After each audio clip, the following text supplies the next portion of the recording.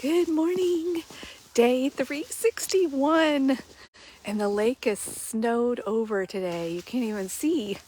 I'm still trying to put my other glove on, so excuse me if the camera jostles a bit. There we go.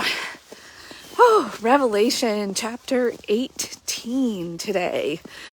And I have titled, What Should, I don't like using the word should, but I did. What should we glorify? Because I think that's what humans, our brains are problem solvers. If they're always thinking, so they're always looking for the shoulds. That's the way our brains kind of work.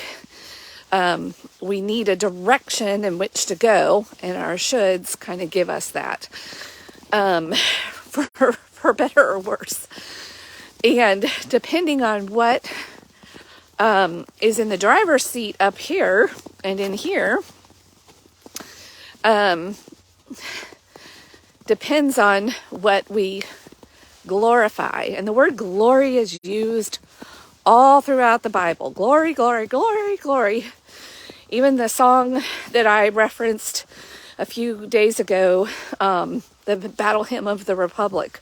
Glory, glory, hallelujah. Like glory, I'm trying to stay on the path here. It's all, y'all, it's hard to stay on the path when it's all covered up. Maybe that's a good thing, because my brain is like, where should I go? Where should I step? Like I normally have a path to walk on, and now I'm having to make my own way or go from memory. Anyway, that's kind of interesting. But the normal, like we're told to give God glory. What does that really mean? And we live in a world, we're physical beings, and I might have to stop for a minute and show you all something. Those of you all that are on camera. I am seeing a cardinal right now. Oh, he's flying. Oh, wait a minute. Oh, I don't think you got to see him. With all the white out here, and to see that like beautiful red color with that background. Oh, that is a glorious thing. Wow. So we're talking about the Bible, or John's vision is continuing on with describing Babylon and the riches of Babylon and how everybody's glorifying and worshiping at her feet.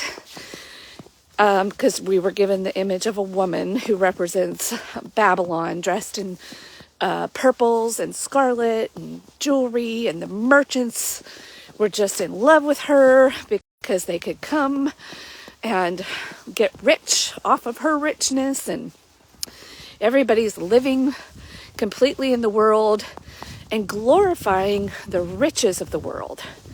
But then we see, like, this chapter also talks about how it's just gone in an instant.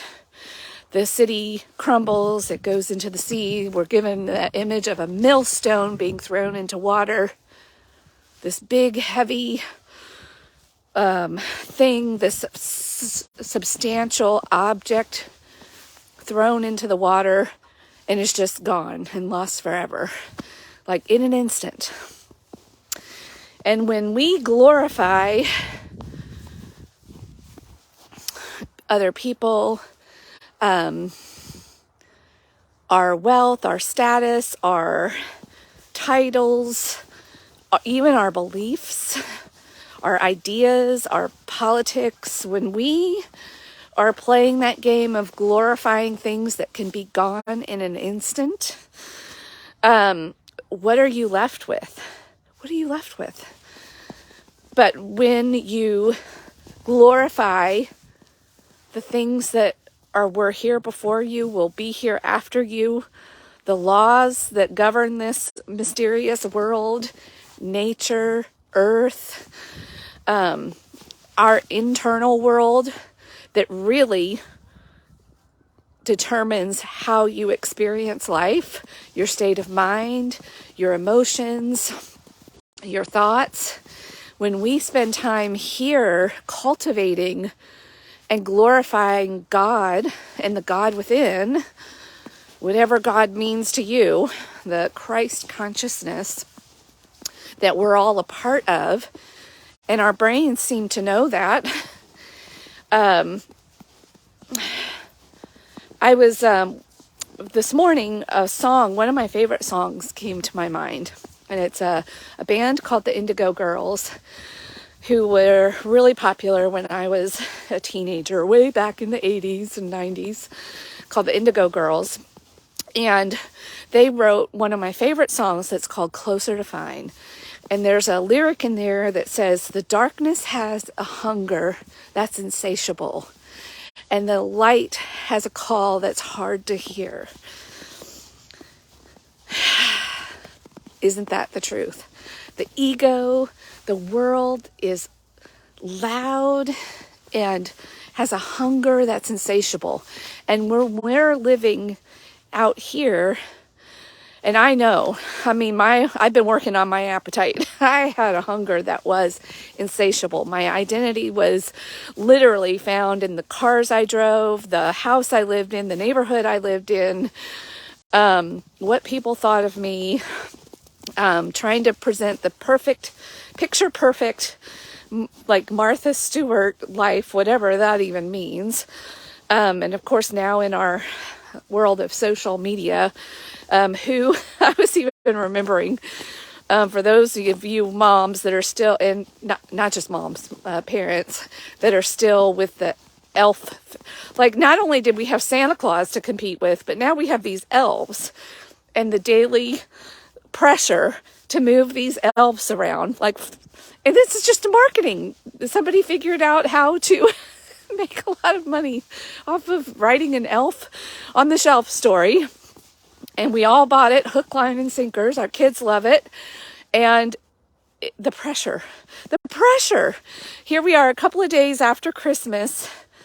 And the pressure that we put on ourselves to present a perfect experience for our families of the food and the gathering and why do we find these holidays? Anyway, I'm getting off track a little bit, but that's an example of even taking the thing that we're supposed to be glorifying and we make it all about our experience in the world. And then we end up worshiping Christmas Day as an experience versus, the peace within that we're supposed to. And I don't even know if we're supposed to. Look, there's me, even some of my beliefs creeping in. I just know when I'm out here in nature every day, and the more time I spend in meditation and quiet and bringing some of that scattered energy out in the world back to myself, the less I need.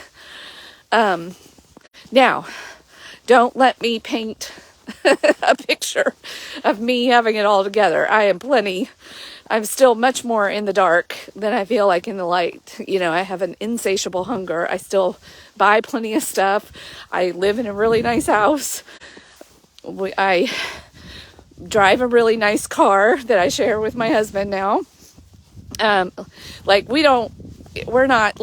not trying to live like a pauper, or a monk. I'm not being like Henry David Thoreau. Yeah.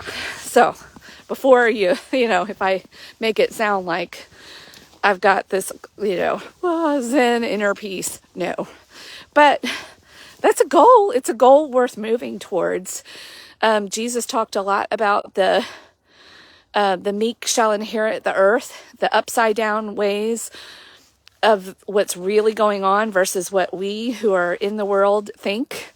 We elevate people that have things. We elevate areas and cities that have things because it represents to us some sort of achievement or moral character or whatever it is that we believe. And those who are poor often get marginalized, or we've now put people in classes of race when we're all human. Hello. But how we find ways to categorize people, and then and it's always in a hierarchy, how humans are hierarchical in how we think, because that is the way of the world. But as we transcend or move into what God actually has intended for us, the fullness of the human experience, you move out of all that nonsense. You start to see things as they really are. The truth starts to get written in your mind and in your heart. But the only way things can get written. I love this just came to me. When I'm sitting here thinking of a writing, I can't write when I'm not still. I can't write on the run. I can't write when I'm moving. I had to sit down and think and have a place to sit and write. And we're all moving at 1,000,000 miles an hour in our world. We don't have time for that. Like, how can God write anything on our hearts and minds, or Christ, or the divine, the creator? How can he sit and write anything on our hearts or our minds if we don't take the time to sit down and allow ourselves to be written on? Like, think of yourself even as a piece of paper with that analogy. We're like, we're spitballs flying through the air. We're not, even if we slow down for a minute, are we flat? Are we crumpled? Like, are we a writable surface? Oh, wow. So cool. Oh, you guys aren't seeing some of the stuff I see. The geese, you can hear them. The geese. So what are you glorifying? And can you spend more time glorifying the things that are timeless? Or at least in our way of experiencing.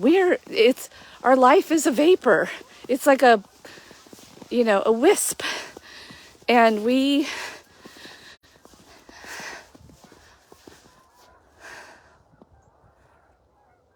just listen to the sound.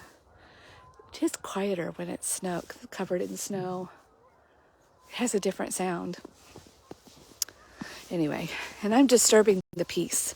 So I'm going to spend some time here glorifying God and nature and offering glory to, and hoping that within myself, if it were all to be taken away tomorrow, could I still be okay? There are a lot of authors throughout history that have written, and there's probably much more that haven't written about it, people that have experienced this. But thank goodness some of them did write and teach and share their wisdom that really did have this happen to them and were able to still not be broken, to actually find the fullness of who they were in that experience of having everything taken away.